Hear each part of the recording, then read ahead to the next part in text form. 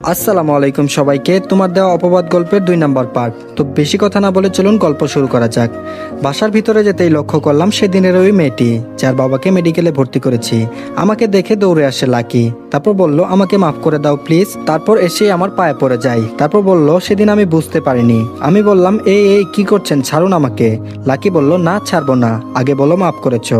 আমি বললাম, আরে আমি সেদিন কিছু মনে করিনি। আপনার বাবা এখন কেমন আছে? লাকি বলল, আলহামদুলিল্লাহ ভালো, এখন অনেকটাই সুস্থ, ডাক্তার বলেছে আগামীকাল বাসায় নিয়ে যেতে পারবো। আমি বললাম, ও আল্লাহ তাআলা অশেষ ধন্যবাদ। লাকি বলল, কিন্তু আপনার এই অবস্থা কেন, কই থেকে আসলেন? নান সাহেব বলল, মামুনি আবিরকে ডাক্তার রেস্ট নিতে বলেছে, তোমরা পরে কথা বলিও। আঙ্কেল আমাকে আমার রুমে দিয়ে আসলো। অনন্যা বলল, কিরে লাকি, তুই ছোট লোক ছেলেটার পায়ে পরে ক্ষমা চাইলি, আর আমি তো আমার নিজের চোখকে এখনো বিশ্বাস করতে পারছি না। লাকি বলল, তুই তো জানিস আমার বাবা অ্যাক্সিডেন্ট করে এখন হাসপাতালে। অনন্যা বলল, আঙ্কেল এখন কেমন আছে? লাকি বলল, ভালো আছে, এখন আজকে হসপিটাল থেকে রিলিজ দিবে। অনন্যা বলল, কিন্তু আঙ্কেলের অ্যাক্সিডেন্টের সাথে চোরটার সম্পর্ক কি? লাকি বলল, তুই যাকে চোর বা ছোট লোক বলছিস সেই আমার বাবাকে বাঁচিয়েছে। অনন্যা বলল, ও। লাকি বলল, জানিস ও যদি ঠিক সময় মতো হাসপাতালে না যেত আর নিজের রক্ত আর 5 লাখ টাকা না দিত, তাহলে হয়তো আজকে আমি এতিম হয়ে যেতাম। লাকির চোখে পানি ছলছল করছে। আনান সাহেব আবিরকে রুমে দিয়ে এসে রুমে যেতে যেতে লাকির কথাগুলো শুনতে পাই। সাহেব বলল, তাহলে আবির রহমান সাহেবের জীবন বাঁচিয়েছে? লাকি বলল, আঙ্কেল। আনান সাহেব বলল, আচ্ছা মামুনি তোমরা কথা বলো, আমি যাই, আমার একটু কাজ আছে। অনন্যা বলল, তাহলে ছোট লোকটা আমাদের 5 লাখ টাকা দিয়ে আঙ্কেলের চিকিৎসা করিয়েছে? লাকি বলল, তোদের মানে? আবির তোর কি হয়? অনন্যা বলল, আরে কিছু হয় না, আমার বাসার ড্রাইভার। লাকি বলল, ও, ছেলেটা অনেক কিউট তাই না? কিন্তু আগে তো কখনো দেখেনি। অনন্যা বলল, 2 দিন হলো বাসায় এসেছে আর অসুস্থ হয়ে যায়। আর অসুস্থই হবে না কেন, পুলিশের যে পিটানি খাইছে। লাকি বলল, কি, পুলিশ মারছে ওকে? অনন্যা বলল, মানে ওই 5 লাখ টাকার জন্য আমরা ওরে পুলিশে দিয়েছিলাম। কথাটা শুনে লাকি যেন কান্না করে দিবে দিবে ভাব। অনন্যা বলল, ভেবেছিলাম পুলিশ শালায় হাড়হাড্ডি ভালোভাবে ভেঙে দিবে, কিন্তু তেমন কিছুই করেনি ছোট লোকটাকে। লাকি বলল, চুপ কর, তুই আমার সাথে কথা বলবি না। লাকি কাঁদতে কাঁদতে বাসায় চলে যায়। অনন্যা ও লাকি দুজন বান্ধবী একই কলেজে পড়ে। বাসায় গিয়ে ভাবতে থাকে ছেলেটা আমার বাবার জন্য কত কষ্টে পেল। বিকেলে লাকির বাবা রহমান সাহেবকে বাসায় নিয়ে আসে। লাকি আবির সম্পর্কে সবকিছু বলে। সবকিছু শুনে রহমান সাহেব কেঁদেই ফেলে। ছেলেটাকে দেখতে ইচ্ছে করছে। লাকি বলল, ওকে আব্বু, কালকে তোমায় অনন্যাদের বাসায় নিয়ে যাব। অন্যদিকে আবির তার আম্মু, ভাবি, ভাইয়া সবার কথা ভাবছে। জানি না আম্মু কেমন আছে। আমি জানি আম্মু ভাই ভালো নেই আমাকে ছাড়া। আম্মু কি করে ভালো থাকে? অনেক ভালোবাসি তোমায় আম্মু। আম্মুর সাথে কথা বলতে ইচ্ছে করছে, তাই ভাবছি আজকে একবার ফোন দিব। সন্ধ্যায় অনন্যা আমার রুমে আসলো, কি যেন দেখে চলে গেল। কিছুক্ষণ পর আঙ্কেল আমার রুমে আসলো। আঙ্কেল বলল, আবির এখন কেমন আছো? আমি বললাম, অনেকটা ভালো আছি আঙ্কেল। আঙ্কেল বলল, ও গুড, খাইছো? আমি বললাম, আঙ্কেল। আমি বললাম, আঙ্কেল একটা ফোন লাগতো, 5 মিনিট কথা বলতাম। আঙ্কেল বলল, ওকে আমি পাঠিয়ে দিচ্ছি। আঙ্কেল অনেক ভালো, তাই খোঁজ খবর নেয়, কিন্তু আন্টি একবারও আমার সামনে আসে না। আমার উপর তার কি মন খারাপ? বাসায় নাই হয়তো। আঙ্কেল অনন্যাকে বললেন, মামুনি ফোনটা আবিরের রুমে দিয়ে আসো তো। অনন্যা বললেন, ওকে বাপি। অনন্যা মনে মনে বলল, ছোট লোকটা আবার কার সাথে কথা বলবে দেখি তো। তারপর বলল, এই যে মিস্টার, আপনার ফোন। আবির ফোনটা হাতে নেই। অনন্যা গিয়ে দরজায় আর পেতে থাকে। দেখি তো ছোট লোকটা কার সাথে কথা বলে। আবির আম্মুর নাম্বারে কল করে। তারপর বলল, হ্যালো কে? ভাইয়ার কণ্ঠ শুনে তারপর ফোনটা কেটে দেয়। মনটা খারাপ হয়ে গেল। দেখি চাচাতো ভাই আরাফাতকে কল দেই। আরাফাতের ফোনে কল দিতেই রিসিভ করে। আরাফাত বলল, হ্যালো, আসসালামু আলাইকুম। আবির বলল, ওয়ালাইকুম আসসালাম, আমি আবির। আরাফাত বলল, ও ভাইয়া তুমি কই? তোমার বিয়ের কথা শুনে বাসায় আসলাম, এখন এগুলো কি শুনছি? আবির বলল, থাক বাদ দেও সব। আম্মু কেমন আছে রে? আরাফাত বলল, বড় আম্মু ভালো নাই, ভাইয়া তুমি যাওয়ার পর থেকে ঠিক মতো খায় না, তোমার চিন্তায় অসুস্থ হয়ে পড়ে। আবির বলল, কি বলিস? কথাটা শুনে বুকের ভেতর মোচড় দিয়ে উঠলো। আরাফাত বলল, ভাইয়া তুমি বাসায় ফিরে এসো। আবির বলল, না রে, কি করে যাব বল? এই কলঙ্ক নিয়ে যেতে চাই না। আমি তোরে ফোন দিছি, কাউরে বলিস না, আর মায়ের দিকে একটু খেয়াল রাখিস। আমার চোখ পানিতে ভিজে গেছে, তাই ঠিকভাবে কথা বলতে পারছি না। আরাফাত বলল, ভাইয়া তুমি কি কাঁদছো? আমি বললাম, না রে, ভালো থাকিস, পরে কথা হবে। অনন্যা আড়াল থেকে আবিরের এভাবে কাঁদতে দেখে নিজের চোখেও পানি চলে আসে। আর মনে মনে ভাবে, ওই ছেলেটা কে? মনে অনেক কষ্ট, বাসা থেকে চলে এসেছে। আবির আম্মুর কথা ভেবে ঘুমাতে পারেনি। পরের দিন সকালে লাকি ও রহমান সাহেব আবিরকে দেখতে আসে। আবিরের রুমে গিয়ে দেখে আবির আগে থেকে কাঁদছে, চোখ মুখ ফুলে গেছে। আমান সাহেব বলল, কি হয়েছে তোমার, কাঁদছো কেন? আমি বললাম, না আঙ্কেল, আম্মুর কথা মনে পড়ছে। আমান সাহেব বলল, কি হয়েছে তোমার মায়ের, আর এভাবে কেন কাঁদো? আমি মনে মনে বললাম, আমার সাথে যা হয়েছে তা আপনাদের কিভাবে বলি, যেখানে আমার আপনজনেরা আমাকে বুঝলো না। আমান সাহেব বলল, কি হলো, চুপ করে আছো কেন? আমি বললাম, কি বলবো, সবাই আমাকে বলল তোমাকে যা বলেছি তার উত্তর দাও। আমি মনে মনে বলি, আমি কিভাবে বলবো, তাদের সত্যি বলবো নাকি মিথ্যা বলবো বুঝতে পারছি না। তাই নিজেকে সামলে নিয়ে বললাম, আসলে পরীক্ষায় খারাপ করায় আমার বড় ভাই আমাকে অনেক মারে এবং বকা দেয়। যার কারণে আমি বাসা থেকে এসে বলছি। অনন্যা বলে, তুমি মিথ্যা বলছো কেন? ওর কথায় কিছুটা ঘাবড়ে গেলাম, তবুও বললাম, কই মিথ্যা বললাম? অনন্যা বলল, তুতলাচ্ছ কেন? আমি কিছু না বলে নিচের দিকে তাকিয়ে ভাবতে লাগলাম। অনন্যা বলল, উত্তর দাও না কেন? কালকে রাত্রে কার সাথে কথা বলেছিলে? কিসের ওই বা অপবাদ নিয়ে বাড়ি থেকে বের হয়েছ? আমি ওর দিকে জিজ্ঞাসা দৃষ্টিতে তাকাই আর ভাবতে থাকি সে কিভাবে জানলো। না, ওদের মিথ্যা বললে হবে না, সত্যটা বলতে হবে। আমি না হয় এদের সাথে আমার ঘটে যাওয়া ঘটনাটা শেয়ার করি, আর নিজের কষ্টের কথা অন্যকে বললে নিজেকে একটু হালকা মনে হয়। তাই আমি ওদের সবকিছু বললাম, বাসা থেকে শুরু করে এখানে আসা পর্যন্ত।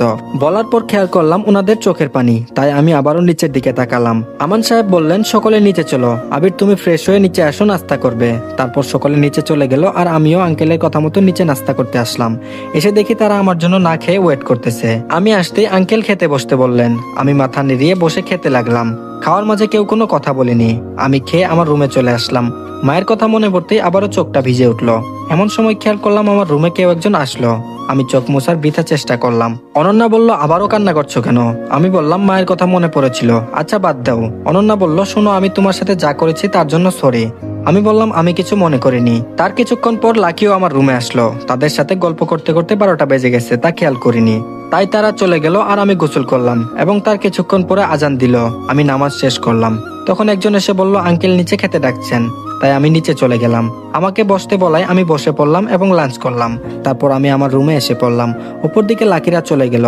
শরীরটা খারাপ থাকায় আমি ঘুমিয়ে পড়লাম। বিকেলে ঘুম ভাঙার কিছুক্ষণ পর অনন্যারা আসলো। তারপর বলল, তোমার শরীর কেমন লাগছে? আমি বললাম, এই তো ভালো। অনন্যা বলল, আচ্ছা চলো ছাদে যাই, তাহলে ভালো লাগবে। আমি বললাম, চলো তাহলে। আমি আর অনন্যা ছাদে গেলাম। ছাদ থেকে আমি অবাক। ছোট একটা বাগান বললেও ভুল হবে না। আমার কিছু প্রিয় ফুলও আছে এখানে। মাঝে একটা দোলনা এবং এক পাশে একটা বসার স্থান। অনন্যা বলল, চলো আমরা ওখানে বসে কথা বলি। আমি বললাম, হুম। আমি আর অনন্যা কথা বলছি। পরন্ত বিকালটাই ভালোই লাগছে, তবুও কেমন যেন একটা শূন্যতা অনুভব করলাম। কথায় আছে, স্মৃতি মানুষকে কুরে কুরে খায়। আগে বিকেলে সন্ধ্যায় কত ছাদে উঠেছি। অনন্যা বলল, কি ভাবছো? কথা ঘুরিয়ে বললাম, দেখো সূর্যটা কত সুন্দর লাগছে। এই অপরূপ বিকেলে পশ্চিম আকাশে রক্তিম সূর্যটা প্রকৃতিকে দিয়েছে এক মনোমুগ্ধকর ছোঁয়া। অনন্যার সাথে আরো কিছুক্ষণ গল্প করলাম। তখন অনন্যা বলল, নিচে চলো, সন্ধ্যা হয়ে গেছে। দেখতে দেখতে আরো 1 সপ্তাহ চলে গেল। এই কয়দিনে আমি অনেকটাই সুস্থ হয়ে গেলাম এবং অনন্যার সাথে অনেকটাই ফ্রি হয়ে গেছি। 1 সপ্তাহ পরে আঙ্কেল বলল, তোমাকে অনন্যার সাথে একই কলেজে ভর্তি করে দিব।